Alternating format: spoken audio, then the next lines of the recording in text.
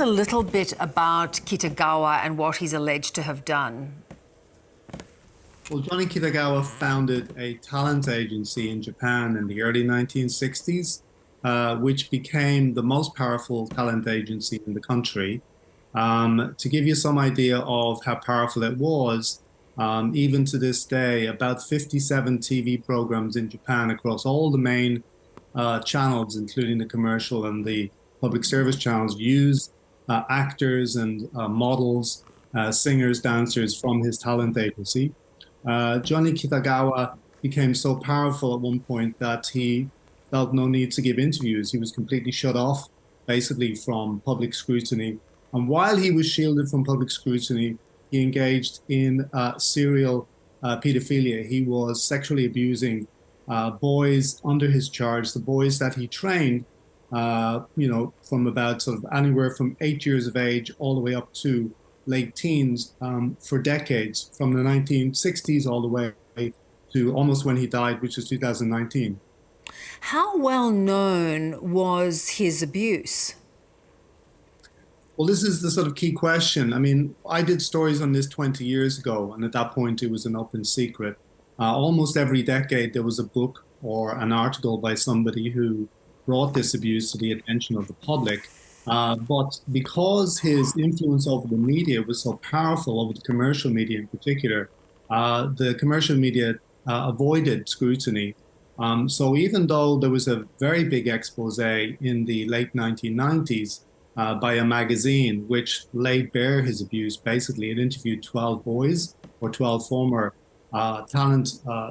members of his talent agency, who were all abused, and 2 of those boys went to court, and they fought Kitagawa's agency in court all the way to the Supreme Court, and the Supreme Court was unable to refute, or Kitagawa was unable to refute the evidence against him. So essentially that was proof that he was abusing these boys, but the media never followed up.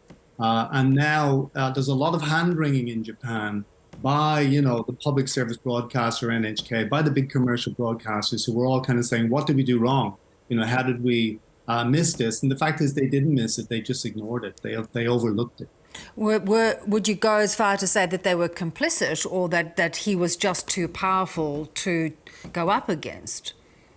I think they were complicit. I mean, when I, did stories on this, say in 2004, 2005, I talked to TV producers at the commercial stations, and I would put this to them, isn't Kitagawa a well-known abuser, a sexual abuser of children? And they would say, we're not interested in those kind of stories or those kind of rumors.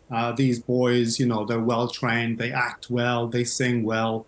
We're only interested in how professional they are. So I think there was a large amount of just overlooking what he did in the interest of sort of commercialism, if you like. The fact that his agency was supplying talent to most of the Japanese TV industry. They were very popular, and nobody wanted to rock the boat. Yeah. His niece, who was running the company, resigned last week.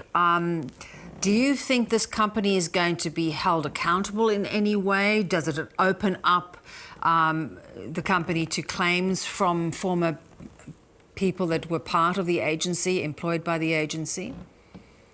I think, well, first of all, they did apologize. So they were forced into a corner. There was a series of people who came forward and put them in a position where they really had to admit what went on. And they promised, so they've apologized, as you said. The president of the company has stepped down.